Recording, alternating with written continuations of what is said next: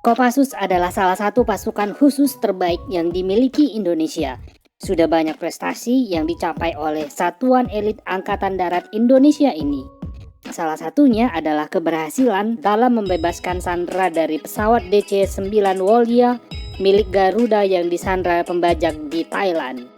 Ketika itu, Kopassus masih bernama Kopasanda berhasil melumpuhkan pembajak dan membebaskan sandera dalam penyerbuan singkat dan menegangkan. Keberhasilan pasukan khusus Indonesia ini membuat dunia tercengang karena sebelumnya belum pernah ada negara dunia ketiga yang berhasil membebaskan pesawat yang disandera. Bagaimana kisahnya? Kita akan bahas dalam video kali ini. Kejadian ini menimpa satu unit pesawat penumpang DC-9 Wolya milik Garuda dengan nomor penerbangan 206. Ketika itu, pesawat ini sedang menjalankan penerbangan komersil rutin dari rute Jakarta, Palembang, dan Medan. Rencananya, pesawat ini akan mengangkut penumpang dari Jakarta menuju Medan dengan terlebih dahulu transit di Palembang. Pesawat ini berangkat dari Bandara Kemayoran, Jakarta sekitar pukul 8 pagi, membawa 33 orang penumpang beserta 5 orang kru. Pesawat terbang mulus dan tiba di Palembang untuk transit tidak lama kemudian. Di Palembang, penumpang bertambah 15 orang sehingga jumlah penumpang menjadi 48 orang, ditambah 5 orang kru yang terdiri dari pilot, kopilot, dan 3 orang pramugari.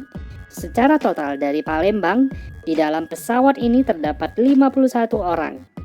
Sebagian besar adalah warga negara Indonesia dan beberapa warga negara asing seperti Amerika, Inggris, Belanda, dan Jepang. Dari Palembang, pesawat DC-9 Wolya milik Garuda ini pun kembali take off dengan mulus, melanjutkan penerbangan ke Bandara Udara Polonia di Medan. Dan tampaknya penerbangan ini mulus dan tidak ada masalah apapun seperti penerbangan komersial pada umumnya. Namun keadaan tenang dan damai sontak berubah seketika ketika pesawat sedang berada di atas udara di sekitar wilayah udara kota Pekanbaru. 2 orang penumpang berdiri dan melakukan aksi yang sangat tidak terduga. Kedua penumpang ini ternyata membawa senjata.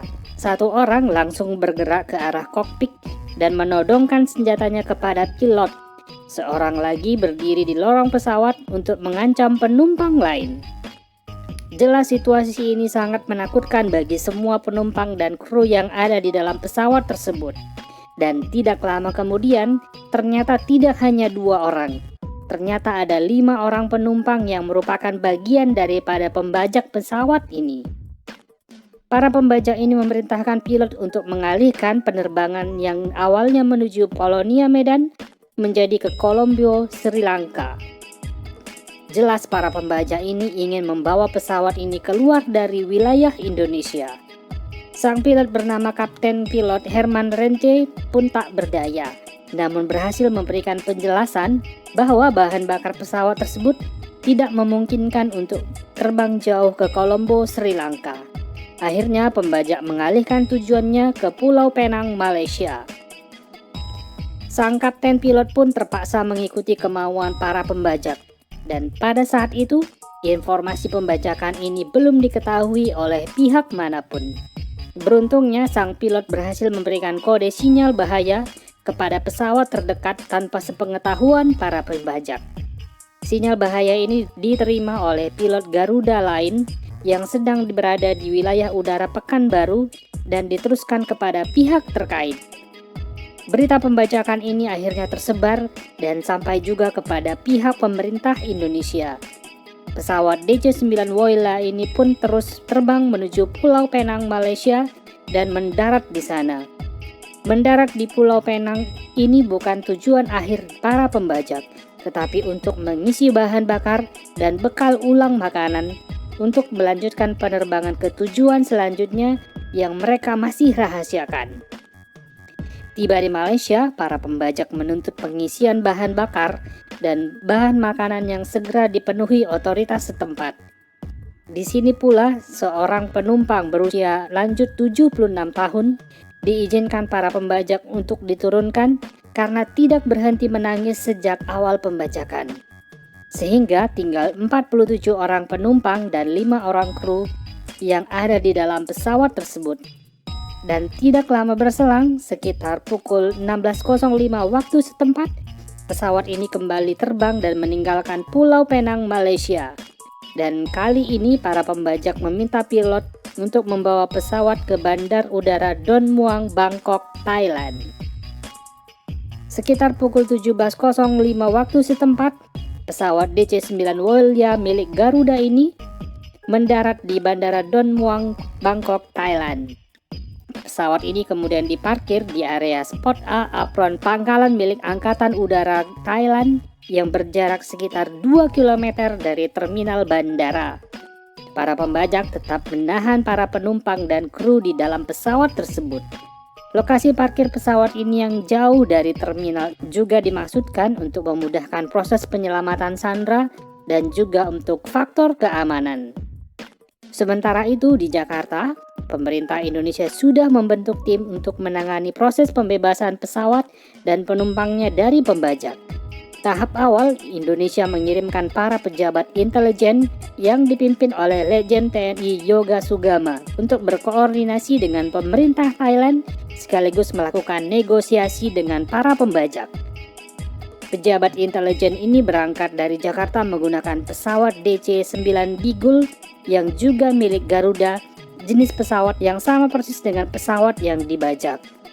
Ini bukan sebuah kebetulan belaka, tetapi memang sudah direncanakan karena pesawat ini nantinya akan digunakan sebagai tempat pasukan khusus Indonesia berlatih sebelum menyerbu pesawat DC-9 Wolia yang dibajak. Nah, bersama dengan para pejabat intelijen Indonesia, pesawat DC-9 Bigul juga mengangkut 5 orang pilot dan teknisi Garuda yang nantinya akan bertugas untuk membawa pulang DC-9 Wolia. Pesawat DC-9 Bigul ini pun mendarat di Don Muang, Bangkok, diparkir di hangar khusus milik Angkatan Udara Thailand, tidak jauh dari posisi DC-9 Wolia yang dibajak. Pejabat intelijen Indonesia, pimpinan Letjen TNI Yoga Sugama pun membuka kontak dengan para pembajak. Diperoleh bahwa pembajak menuntut pembebasan teman-teman mereka yang ditahan polisi karena menyerang aparat keamanan beberapa hari sebelumnya di Jawa Barat. Mereka juga meminta uang tebusan sebesar 1,5 juta dolar atau dengan kurs rupiah saat ini mencapai 21 miliar rupiah. Selain kontak dengan pembajak, intelijen Indonesia juga berdialog dengan pejabat Thailand terkait opsi penyelamatan pesawat sandera ini. Awalnya Thailand bersikeras bahwa pasukan Thailand lah yang akan melakukan penyelamatan. Namun pejabat Indonesia ini ngotot bahwa militer Indonesia yang akan beraksi karena ini adalah pesawat milik Indonesia dan sebagian besar sandera adalah warga negara Indonesia. Setelah berdebat cukup alot dan panjang, pemerintah Thailand setuju bahwa penyelamatan akan diberikan kepada pihak militer Indonesia dibantu pasukan khusus Thailand yang akan bertugas menjaga dari kejauhan. Sementara itu di Jakarta, beberapa jam setelah menerima informasi pembajakan, pemerintah Indonesia sudah membentuk tim pasukan khusus yang beranggotakan 30 orang prajurit terbaik dari Kesatuan Kopasanda, nama Kopassus ketika itu. Pasukan ini dipimpin oleh Letkol Infantri Sintong Panjaitan. Pasukan ini kemudian meminta bantuan dari pihak Garuda untuk menyediakan 1 unit pesawat DC-9 untuk digunakan sebagai latihan sebelum diterjunkan ke Thailand. Pihak Garuda menyanggupi dan memberikan 1 unit pesawat DC-9 yang ada di hangar perawatan di Bandar Udara Kemayoran, Jakarta. Pesawat ini merupakan pesawat tipe yang sama dengan pesawat yang dibajak di Thailand. Pasukan khusus milik Indonesia ini berlatih untuk mengetahui seluk-beluk pesawat DC-9 serta cara membuka pintu darurat dari luar dengan cepat dan tanpa diketahui. Pasukan khusus andalan Indonesia ini berlatih selama 2 hari di Kemayoran, Jakarta. Dan setelah dirasa semua hal sudah dikuasai, diputuskan pasukan ini akan diberangkatkan ke Thailand. Pasukan khusus beranggotakan 30 orang ini pun diberangkatkan dari Halim Perdana Kusuma pada tanggal 29 Maret 1981 pukul 21.30 malam menggunakan pesawat DC-10 Sumatera milik Garuda. Pesawat ini kemudian mendarat di Bandara Udara Don Muang, Bangkok pada hari Senin tanggal 30 Maret 1981 sekitar pukul 2.20 waktu setempat.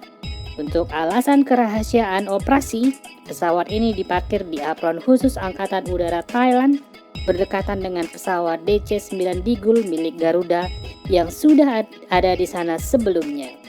Setibanya di Bandara Udara Don Muang, Bangkok, pasukan khusus Indonesia ini kembali melakukan latihan. Latihan kali ini perlu dilakukan karena ternyata pada malam sebelumnya, 2 orang sandera berkewarganegaraan Inggris dan Amerika berhasil membuka pintu darurat dan berusaha melarikan diri ketika para pembajak sedang tertidur. Sandera berkebangsaan Inggris berhasil kabur dan selamat, sedangkan sandera berkebangsaan Amerika tertembak ketika sudah berada di landasan dan berusaha untuk kabur.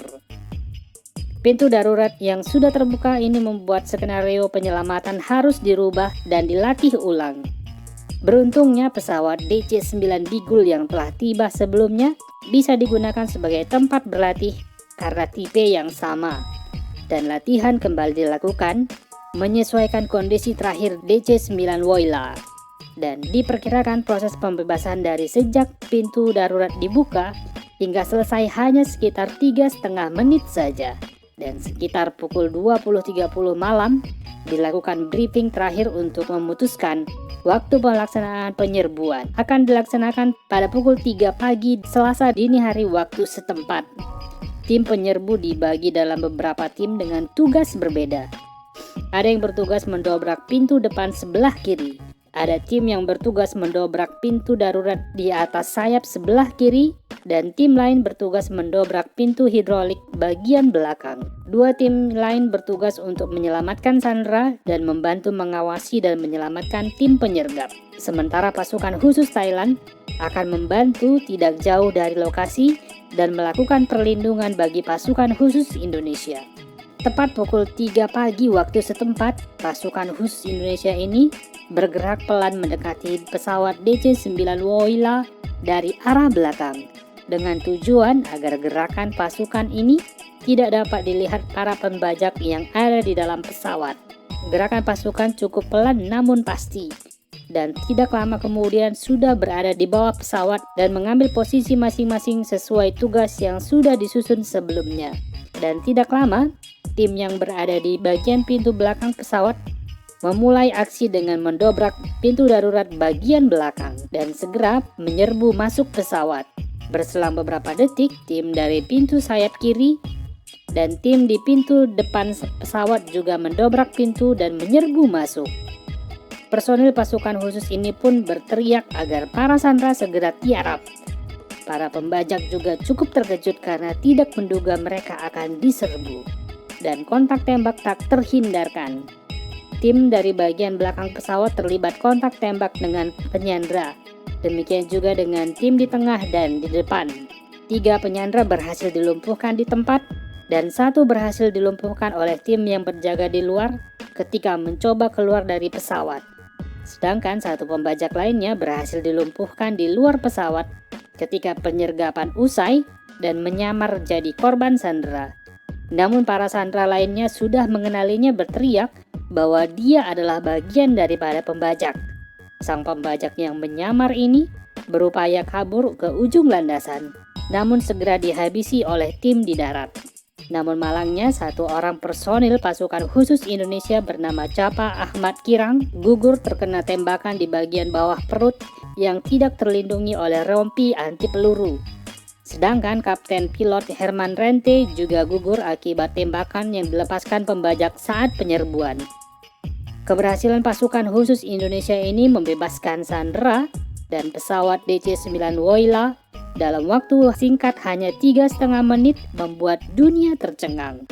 Karena belum ada negara yang punya pengalaman menyelamatkan sandera secepat itu. Apalagi untuk negara dari dunia ketiga seperti Indonesia yang kala itu dipandang sebelah mata oleh negara-negara besar. Operasi penyelamatan Woyla ini melambungkan nama Kopasanda atau Kopassus kini sejajar dengan pasukan khusus dari negara-negara maju.